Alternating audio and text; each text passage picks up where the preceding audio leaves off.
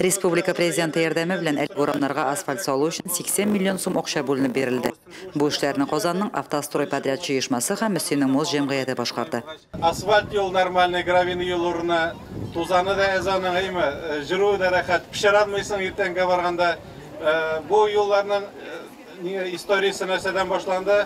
Без инде Рустам Нургалиевичка керәсе булгач, яңа глава буларак, яшь глава буларак нәрсә нинди сораулар белән керәбез микән дигәч, менә беренче булып шул юлны сорарга булдык. Әлеге урамда 200-дән артык кеше яши, шуның 100-е балалар. 3 километрдан артык юлы асфальт төшәү өчен республика җитәкчелеге зур ярдәм күрсәтте. Юлның асфальтлы булуы безгә зур куаныч, чөнки һәркемнең инде 8 елдан йөрисе килә. Президентыбызга бик зур рәхмәтләрне белдерәбез һәм инде халкыбызга шушы юлларның кадерен белеп исән-имин генә йөрүне теләп калабыз. Юл төзелешенә кергән хезмәтләре өчен автострой оешмасы җитәкчесе Алексей Суровцев, муз җәмгыяте баш инженеры Рөстәм Шәяхмәтов һәм шушы оешманың грейдерчысы Рәмис Хафизовка район башлыгының рәхмәт хаты тапшырылды.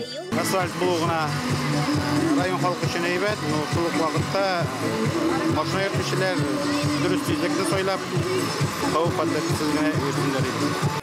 Бу урамнарда яшәүчеләрнең сөенече чиксез. Сыйфатлы итеп кыска вакытта башкарылган эшләр биредә яшәүчеләрне куандырып кына торсын.